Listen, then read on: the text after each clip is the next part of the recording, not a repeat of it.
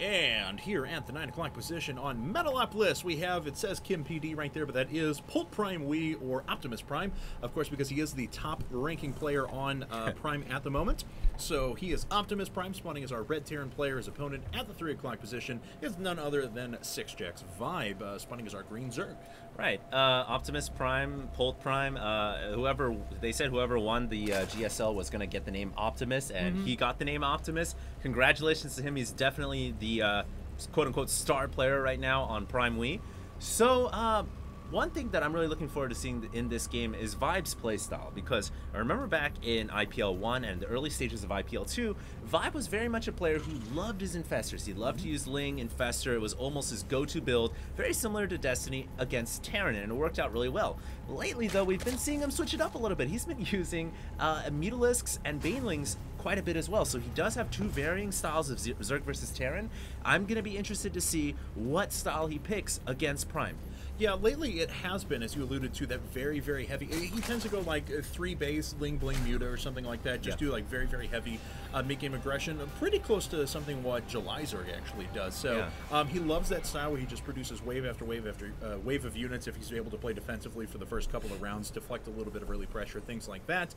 I've seen him be able to defend Hellions quite well as well. He's able to put down Queens and Spine Crawlers early and then just go into mass aggression after that. So he can certainly throw a lot of different looks at you, but Polt, what can we say about this guy? Optimus Prime, he's an amazing, amazing player. I was sad, spoiler alert, if you guys haven't watched the GSL semifinals, sad that he went down to top. I really thought he was going to take that set. He was playing a really kind of cool mid-game aggression bio style.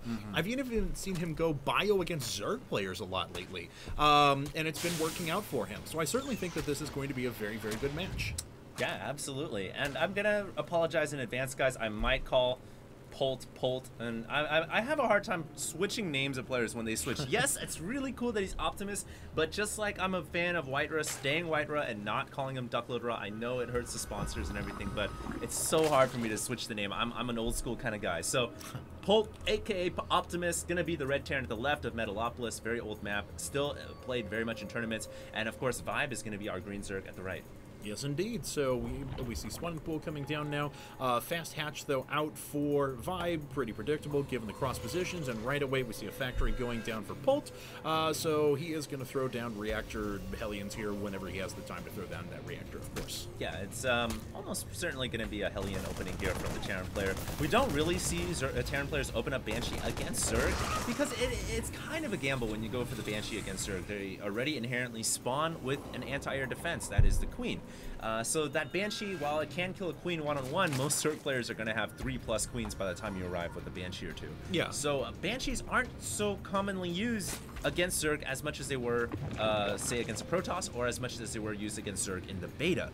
So we are going to have Hellions coming out here. We do see the Reactor coming down, as you hinted at before, Cats, and it looks like a Command Center to follow up as well. So Barracks, Factory, Command Center, and ViBe already has 2 Spine Crawlers coming up at his front door, so you'd imagine he's going to be pretty safe against the Hellions. Yeah, I think so. ViBe is actually bypassing gas entirely. He's not going to get speed yet. He's probably going to go pretty late to a triple or quad gas or something like that when he decides to move into Baneling Muta phase. But for now, he's just going to play defensively on the backs of 3 Queens and 2 Spine Crawlers. And the position of the Spine Crawlers is great. It's with a Queen up here at the top of the ramp. It's going to prevent Hellion run-bys. It's also going to prevent run-bys into the natural as well. So certainly a good play. ViBe actually throwing down 2 Extractors at the same time. So we'll be able to continue that gas production here in a bit. And this map is actually a map where you can block off that ramp really easily with a single Queen. There's maps where you can't really, because you have to position the Queen just perfectly horizontal with respect to the ramp. But on this map, it's actually really easy to block that ramp off with a single Queen. So I think ViBe should be in a pretty good position. I doubt that Polt is going to try to run the Hellions behind the natural into the middle line, because there's so much defense there. So looks like ViBe is going to deflect this really easily. The Hellions just completely negated in terms of what damage they could have done. And now we're going to see what ViBe opts to go for. Is he going to rush into Infestors, or is he going to rush into Mutalisks? I imagine that he's already been shown the Hellion, so I would assume that he's going to go for that Ling Bling Muta once again. He is adding a third gas at the same time, throwing down an Evolution Chamber as well. So the Evolution Chamber is a pretty good tip-off to me that he's going to go for the +1 melee into Mutas after that, but we'll find out here in a bit. Yeah, and it could be a combination of both as well, too. We've seen a lot of Zerg players these days use a combination of Infestors, Blings, Mutas, and Lings. It works out pretty well as long as you're able to control all 4 types of units well as a Zerg player. Now, back at Polt's base, it does look like Optimus himself is going for quite a few barracks. He's going to be lifting up his command center, transforming that most likely, or it's already an orbital command, so he's going to be landing that at the natural and going to be ramping up his economy as well. So very standard play from Polt, the Korean. Nothing out of the ordinary, but let's keep in mind, guys, this is a Code S player, and Polt is very, very strong on 2-base. His 2-base Terran play is one of the best that we've seen in all of StarCraft 2 history. Yep, Optimus turns around. They're not going to be able to poke him with those Hellions. Wow, looks like he's going to try and make his way around the right, but great building placement on the Evolution Chamber as well, going to prevent those Hellions from swinging through. So don't think that ViBe... Oh yeah, actually the only worker that was killed was the one that he got scouting around his opponent's base. So very, very good building placement, very good defense there in the early game. This is a little bit interesting out of Optimus, though. He's going with 4 racks right away instead of into double factory or something like that. So no Blue Flame Hellion. He just can't do Optimus. Optimus Prime, he is the best member on Prime at the moment. He gets the term Optimus. You ever watch Beast Wars, man? Me and Painties are always joking around about this. Optimus Primal, maximize! Yeah, that's pretty sweet. God. You ever watched it as a cartoon? I was fond of the Transformers and things like that, ones? but yeah, exactly. And Autobots the movies, the new Decepticons. movies are abominations. I can't stand them. Yes. I hate them too, man. Ugh. Anyway. I'm sorry to all the Transformer fans out there of... no, you get out of our channel, Michael Bay and all that. No, that's not good. No. No, Transformers 2 was like the most racist, bad piece of crap I've ever seen. But anyway, here we go. Looks like old ViBe is going to drop down another hat-trick down to the bottom right. Oh, he exposes the Banelings a little bit. One falls pretty quickly, but ViBe there. No, it looks like he just had to play defense for a little while. Optimus takes the time to knock down a couple of those Banelings. Not too much damage done, though, and ViBe is pretty secure going to his third base. Yeah, ViBe is actually looking pretty good. However, looks like Polt is coming out with a very interesting push here. A little bit earlier than you might imagine because Siege Tech and Shields isn't quite there yet, but it should be there about... I would say about 15-30 seconds after the tanks have set up and the Marines have arrived at the natural. So Polt Prime is going for a pretty early aggressive timing push here. We'll see if ViBe is going to be able to react in time. Obviously, Polt's plan here is to take out that third expansion, not allow the Zerg player to secure any economy at all.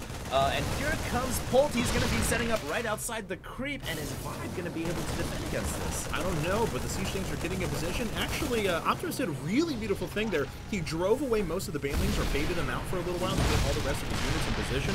Great little micro move there, making very efficient use of the remaining Hellions. There we go.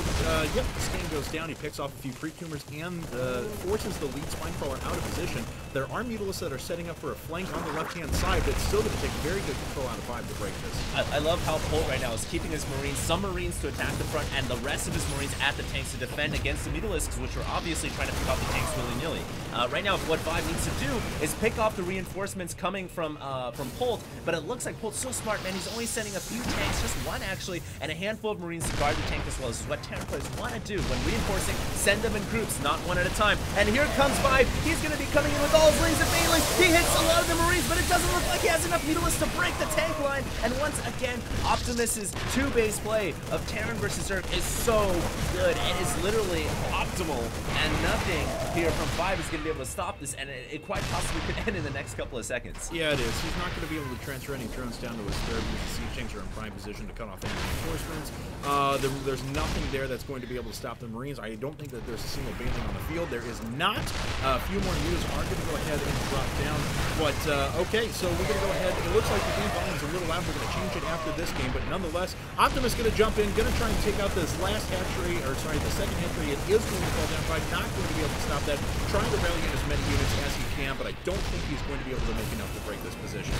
Yeah, I think right now Optimus is looking pretty good. He's reinforcing quite heavily, and the drones now come off the mineral line. That is not going to do much at all. Actually, now they're deciding to scurry over to the third, and just moments away here from a GG from ViBe, completely getting outplayed by Polt just making it look easy.